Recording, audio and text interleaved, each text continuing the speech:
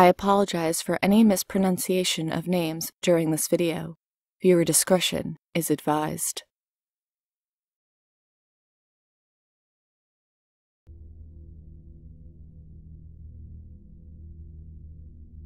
It was the winter of 2010 on Long Island, New York.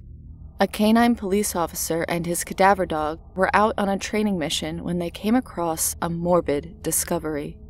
They had stumbled upon the nude, decomposed remains of a woman wrapped in a burlap sack. This discovery would open the door to one of the most notorious serial killer cases Long Island has ever seen.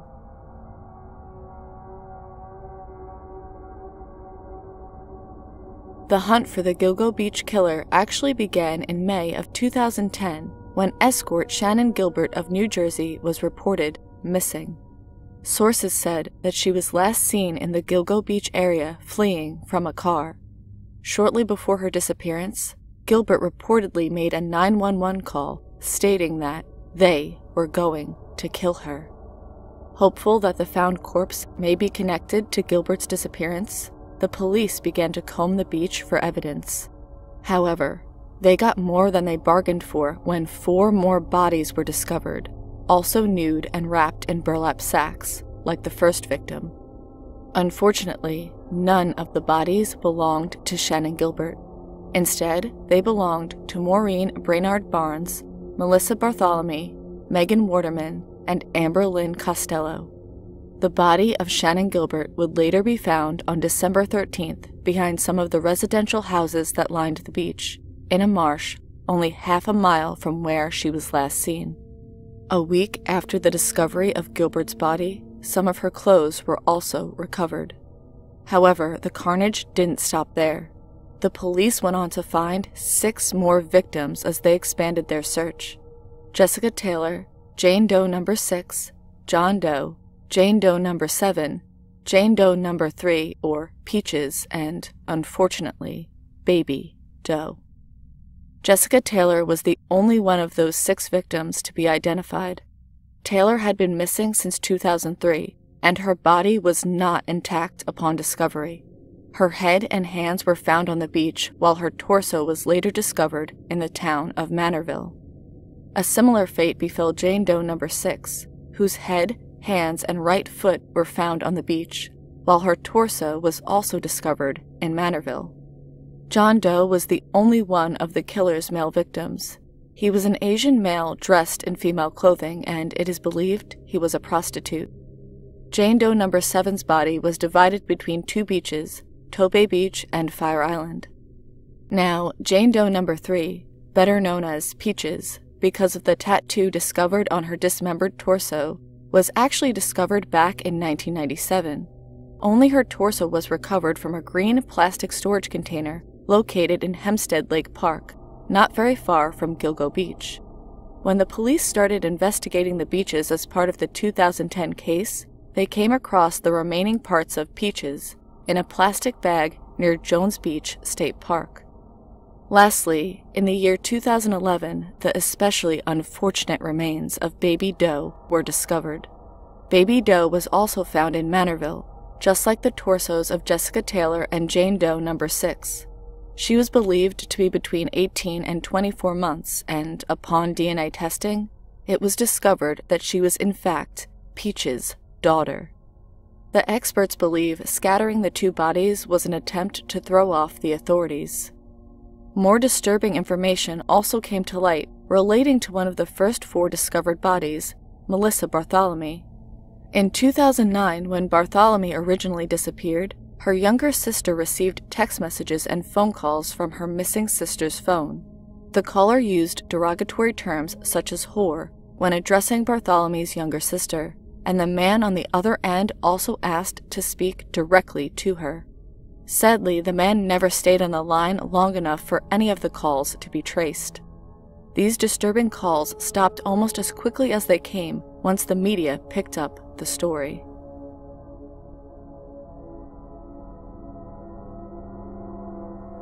It soon became obvious to police that these murders were the work of a serial killer because of the specific patterns the killer practiced. For example, Most of the victims of the Gilgo Beach Killer were Caucasian women associated with prostitution and the sex trade, with their main cause of death being strangulation. The only exceptions to this being the Asian male victim and baby Doe. Although the Asian man was believed to be a prostitute, it was discovered that his death was caused by blunt force trauma. The cause of baby Doe's death was never determined. Her and her mother Peaches were the killer's only two biracial victims. Furthermore, the Gilgo Beach Killer dismembered almost all of his victims and placed them in burlap sacks. Additionally, the first 4 bodies discovered presented the most clear pattern. They were all found nude, dismembered, and wrapped in burlap sacks with their left shoes missing. It appeared that the killer deliberately placed the bodies to look as if they had been thrown from the road onto the beach. Each of the victims were found parallel to each other in a thick brush along the beach road. Lastly, each of these women had profiles on Craigslist advertising their services, thus earning the killer his other nickname, the Craigslist Ripper. It is widely believed that the Gilgo Beach Killer is a Caucasian male in his mid-20s to mid-40s who is obviously very familiar with the South Shore and the beaches of Long Island. Further speculation states that he has detailed knowledge of law enforcement or even ties to law enforcement which have helped him avoid detection for so many years. His use of modern technology, such as Craigslist, to execute his murders means he must have advanced knowledge of how computers and cell phones work. He has never been traced by an IP address and wasn't caught while making phone calls to victim Melissa Bartholomew's family.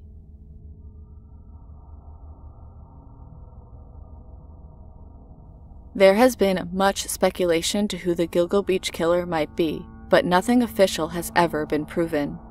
One suspect, Joel Rifkin, is a serial killer who is believed to have murdered 17 prostitutes between Long Island and New York City. He may have possible ties to some of the older remains, but has denied any involvement with the Gilgo case. The next possible suspect was Neil Falls, a potential serial killer who has since passed away. He was suspected to have murdered 10 prostitutes throughout multiple states. Many of his possible victims were advertising themselves online. Falls passed away on July 18, 2015, when an escort named Heather shot him as he attempted to strangle her. Robert Durst, a real estate heir, was suspected to have ties to the Gilgo Beach killings by the FBI. The FBI assembled an informal task force in 2012 to investigate where Durst lived in the past 10 years, New York being one of the locations. Durst dismembered one victim in Texas and disposed of her body near the ocean. A Texas jury ultimately ruled that the killing was an act of self-defense, and the connection between Durst and the Gilgo Beach murders was dismissed. In 2016, former police chief James Burke, who is most well known for reportedly keeping the FBI in the dark about the Gilgo Beach murders, was accused by a sex worker who says he's linked to the killings. Burke is currently serving out a 46-month sentence in federal prison due to multiple charges. Burke pled guilty to beating a man who stole a bag containing sex toys and pornography out of his SUV. He also pled guilty to then conspiring with fellow officers to cover up his actions and was officially added to the list of potential Gilgo Beach suspects due to these accusations. Furthermore, an escort named Leanne claims that she was at a party with Burke at Oak Beach, where he choked her and forced her into rough oral sex. In addition, she claims that Burke had trouble reaching climax during their encounter, calling her a bad whore, before getting aggressive and throwing crumpled $100 bills at her. John Ray, the lawyer for the family of Shannan Gilbert, the missing woman that spiked the Gilgo investigation, stated, "This is the first time there has been an actual connection made between former Chief of Police Burke, Oak Beach, and prostitution, and that's why it's significant." Burke's lawyers stood firm that these accusations are completely outrageous. Burke remains in jail for his original accusations, and has since been accused of hiding oxycodone in his cell after it was found taped under a shelf in his personal locker, but nothing else relating to the Gilgo investigation has come up. Most recently, 51-year-old carpenter John Bittroff was speculated to be responsible for at least one of the 10 unsolved murders relating to the Gilgo case. Bitrolf resided in Manorville, where the torso of Jessica Taylor and Jane Doe No. 6 were found. The bodies were discovered just 3 miles from his home. In July 2017, Bitrolf was found guilty of beating to death Rita Tangiri and Colleen McNamee, both prostitutes, back in 1990. These killings remained unsolved until 2014, when Bitrolf was arrested following a DNA sample submitted by his brother, Timothy Bitrolf. The DNA was a partial match to the DNA found on the 2 deceased women, whose bodies were found only 35 miles from the Gilgo Beach crime scene. This was the first conviction made in New York State with only a partial DNA match. This past September 12, 2017, he received consecutive 25 years to life sentences and is now imprisoned at Downstate Correctional Facility. After the sentence, the case's prosecutor, Robert Biancavilla, revealed that Bitrolf is a suspect in the Gilgo Beach case. There are remains of the victims at Gilgo Beach that may be attributed to the handiwork of Mr. Bitrolf, and that investigation is continuing, Biancavilla stated to the press. Furthermore, Lynn Bartholomew, the mother of victim Melissa Bartholomew, whose younger sister received phone calls from the killer after Melissa's death, stated to People magazine, "I don't know what to think because Melissa has a lot of calls to Manorville on Long Island from her phone, and that is where this guy is from. I am thinking when he got arrested was when this all stopped again. I am just hoping it is him so it can all end." However, Bitrolf's lawyer, Jonathan Manley, remains adamant that a connection between his client and the Gilgo murders was never mentioned during trial. This was never mentioned before. This is a serious accusation with absolutely no factual basis. Mr. Bitrolf maintains his innocence in the deaths of Mrs. Tangiri and Mrs. McNamee, and any insinuation that he had anything to do with the Gilgo killings is laughable and meant to simply attract headlines. Even John Ray, the lawyer for Shannan Gilbert's family, stated that any connection between Bitrolf's case and the Beach murders is a stretch. He based this statement off the fact that he has done a lot of research in his search for answers for the family and has found nothing tying Bitrolf to the other crimes. The investigation into John Bitrolf's possible connection to the Gilgo Beach murders is ongoing.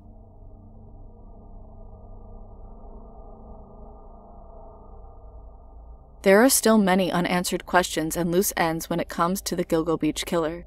The case remains one of Long Island's greatest unsolved mysteries. So, if you ever find yourself wandering on one of Long Island's many beaches, be aware of your surroundings. You never know what you may stumble upon because the Gilgo Beach Killer could still be on the loose.